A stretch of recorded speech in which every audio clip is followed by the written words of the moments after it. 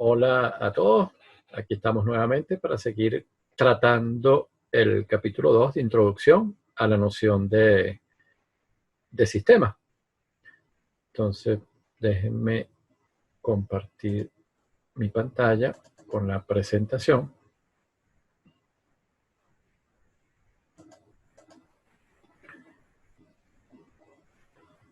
Ok, apagamos la cámara. Entonces, como les he comentado, estamos en el capítulo 2 de introducción a la noción de sistema. En el video previo, habíamos definido el sistema y habíamos también desarrollado el árbol que nos permitía clasificar los sistemas, ¿no? Cómo los podíamos clasificar. Entonces, como definición, nos habíamos quedado con que el sistema era un operador matemático que transformaba la entrada U de t en la salida Y de t. Y dependiendo de la naturaleza del sistema, podíamos clasificarlo, ¿no? de la naturaleza del operador matemático que describía el sistema.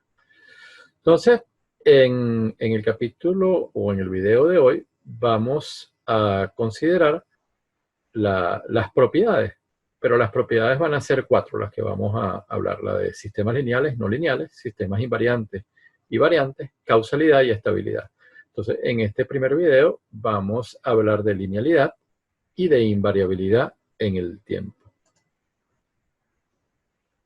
¿Okay? Entonces, vamos ya de lleno, ¿no? Entonces, como les decía, en este primer video vamos a considerar el caso de sistemas lineales y no lineales y de sistemas invariantes y variantes en el tiempo. Entonces, comenzamos. Sistemas lineales y no lineales. Aquí a la derecha les mantengo el bloquecito con el operador S, con el sistema S, que recibe U y produce Y. Entonces eso es bueno para entender lo que ocurre con estas propiedades, ¿no?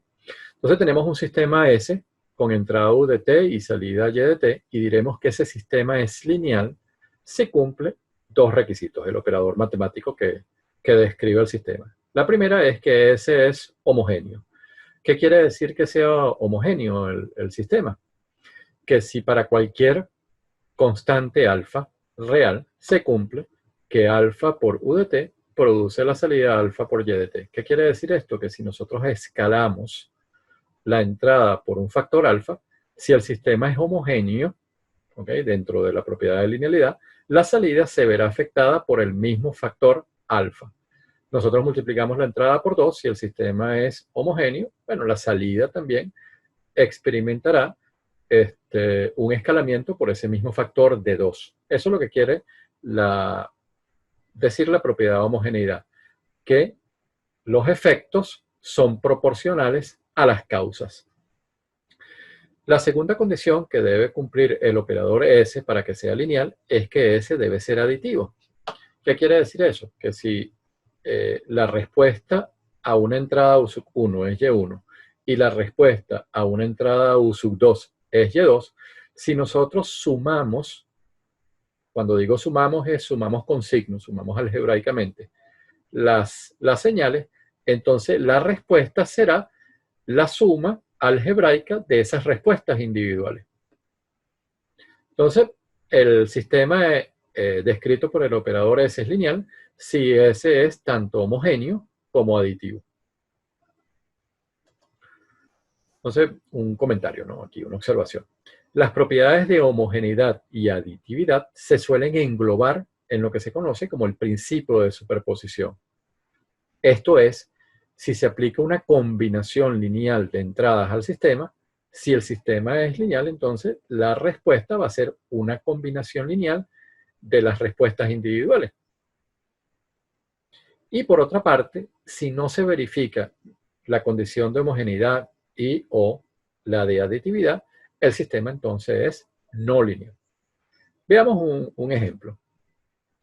Vamos a considerar un sistema S, ¿okay?, que está representado a través de la red resistiva que aparece aquí a la derecha, ¿no?, en esta figura.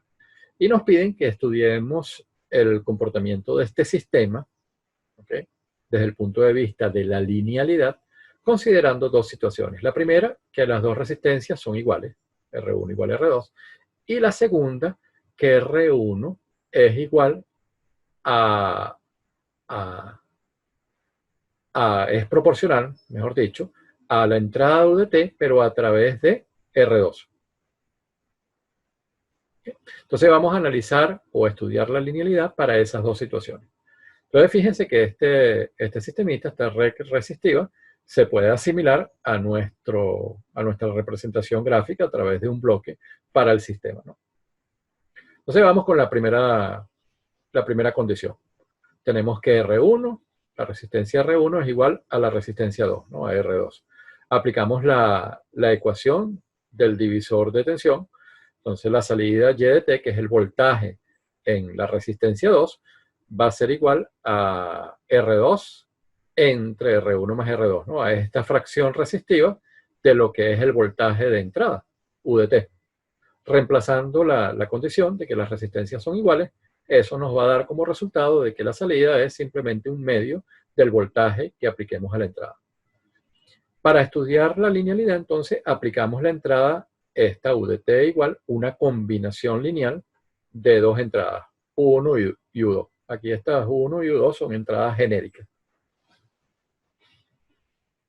Entonces, utilizamos la fórmula que acabamos de deducir, ¿no? La que nos indicó el divisor de tensión. Entonces, reemplazando, ¿quién va a ser la salida? Bueno, la salida va a ser un medio de UDT, pero UDT es una combinación lineal de las entradas U1 y U2. Manipulando algebraicamente esta expresión, bueno, vamos a lograr colocarla como alfa por un medio de U1 más beta por un medio de U2. Pero ¿quién es un medio de U1? Es Y1. ¿Y quién es un medio de U2? Es la respuesta 2. Entonces fíjense que reemplazando, nosotros logramos expresar la salida como una combinación lineal de las respuestas individuales de Y1 y Y2. Entonces, como obtuvimos que si se aplica una combinación lineal de entradas, la salida es una combinación lineal de las respuestas, la situación A corresponde a un sistema lineal. ¿Cuál es la situación A? Que R1 es igual a R2. Entonces vamos a analizar ahora la situación B, que nos dicen que R1 es proporcional a U de T, a la entrada, a la fuente de voltaje, a través de la resistencia R2. Entonces, utilizando la fórmula del divisor de tensión y reemplazando por la condición B, vamos a llegar entonces a que la salida es igual a U de T dividido entre 1 más U de T. Entonces, volvemos a aplicar nuestro test, nuestra prueba de linealidad. Nos construimos una señal de entrada U de T que es una combinación lineal de dos entradas genéricas, U1 y U2. Y reemplazamos. ¿Quién va a ser la respuesta? Bueno, la respuesta es U de T entre 1 más U de T. Eso lo obtuvimos empleando la fórmula del divisor de tensión. Reemplazando por lo que es U de T, que es una combinación lineal de las entradas U1 y U2, nos daría entonces que la respuesta para este caso es esta, ¿no? Esta es la respuesta. Pero ¿el sistema es lineal o es no lineal? Bueno, ¿qué es lo que debimos haber obtenido? Lo que debimos haber obtenido, fíjense, aquí les adelanto que es evidente que el sistema para la condición B es no lineal, ya que de haber sido lineal, su respuesta debió haber sido una combinación lineal de las respuestas individuales. Es decir, alfa por Y1 más beta por Y2. ¿Quién debió haber sido Y1? Bueno, U1 entre 1 más U1. ¿Y quién debió haber sido Y2? U2 entre 1 más U2. Y definitivamente esto no fue lo que obtuvimos cuando aplicamos una combinación lineal de las entradas. ¿Ok? Obtuvimos otra cosa, que es lo que tenemos aquí en la diapositiva previa. Entonces, como no obtuvimos una combinación lineal de la salida, entonces se desprende que el sistema para la condición B es no lineal. Vamos con la siguiente propiedad, que es la de sistemas invariantes y variantes en el tiempo. Entonces, un sistema S con entrada U de T y salida Y de T es invariante en el tiempo si un desplazamiento temporal en la entrada va a originar el mismo desplazamiento temporal en la salida. En caso contrario, el sistema S será variante en el tiempo. Ok, entonces vamos a analizar con cuidado esta diapositiva. Aquí les presento un procedimiento que nos permite verificar si un sistema es invariante en el tiempo. Este procedimiento tiene 4 pasos. Primer paso, se aplica una entrada USUC1 de t y la respuesta a esa entrada USUC1 va a ser Y1 de t. Entonces lo tenemos aquí en texto y aquí lo tenemos gráficamente, ¿no? Al sistema S, que queremos determinar si es o no invariante, le aplicamos U1 y él responde con Y1. Paso 2. Definimos una segunda entrada, U2, que va a estar relacionada con la que aplicamos inicialmente a través de un desplazamiento temporal. Y determinamos quién es Y2 en este caso. Ok, entonces aplicamos U2 de t, que es U1 desplazada t sub 0 unidades hacia la derecha, ¿no? Y vemos cuál es la respuesta de esta entrada desplazada en el tiempo. Paso 3. La respuesta Y sub 1 de la etapa número 1, de la primera parte, la desplazamos en el tiempo. La cantidad t sub 0, que fue la cantidad que desplazamos la entrada en el paso 2. Ok, la desplazamos en el tiempo. Eso es el paso 3. Y en el paso 4 está la esencia, ¿no? de la propiedad, de la respuesta, de si el sistema es invariante o no. Entonces, si se cumple, se verifica que la respuesta 2, Y2 de t, cuando le aplicamos la entrada 1 desplazada en el tiempo, coincide con la respuesta 1 desplazada en el tiempo, ¿okay?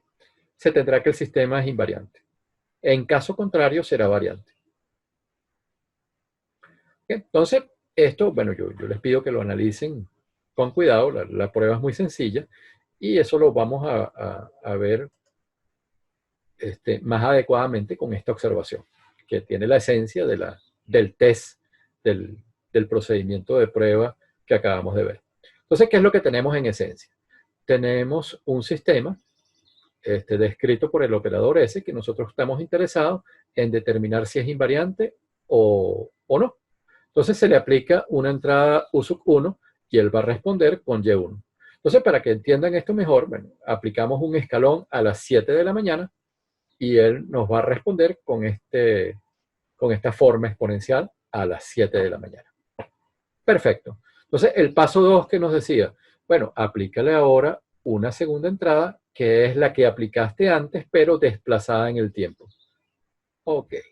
Entonces, yo ahora la entrada que apliqué a las 7, yo la aplico a la 1 de la tarde. ¿Okay? Entonces, el sistema me responde de esta manera. Entonces, si el sistema es invariante en el tiempo, ¿qué es lo que debería ocurrir? Bueno, uno se plantea este interrogante. Si yo desplazo la que apliqué inicialmente, t sub 0, que t sub 0 ahora es 6 horas, ¿no? Es y de y1 de t menos 6. Si y1 de t menos 6 es igual a y2 de t, entonces el sistema es invariante en el tiempo. Eso es lo que nos dice este test de invariabilidad temporal que definimos anteriormente. ¿Okay? Entonces, vamos a cerrar esta propiedad con este ejemplo. Entonces, aquí nos dan un sistema S descrito por la relación entrada-salida, esta que está acá. Y de t es igual al coseno de lo que apliquemos en la entrada. Entonces, aplicamos el procedimiento anterior para determinar si es invariante o no. Primer paso, entrada 1 produce a la salida Y1. Paso 2, desplazamos en el tiempo la entrada U1. ¿Quién va a ser Y2? Bueno, Y2 va a ser el coseno de U2, pero U2 es el coseno de U1 desplazado en el tiempo. Ahora se calcula Y1 en T menos T sub 0. ¿Qué es esto? ¿No? La entrada, la respuesta 1, la desplazamos en el tiempo. Y en el paso 3 comparamos la respuesta del paso 2 con la respuesta del paso 3. Si coinciden, el sistema es invariante en el tiempo. Si no lo hacen, el sistema es variante. En este caso, evidentemente coinciden. Por lo tanto, este sistema del ejemplo es invariante en el tiempo. Entonces, Los sistemas que cumplen simultáneamente las propiedades de linealidad e invariabilidad en el tiempo los denominaremos en este curso sistemas LTI, ¿no? Por sus siglas del inglés de Linear Time Invariant, y serán fundamentales a lo largo de nuestra asignatura, ¿no? De análisis de señales.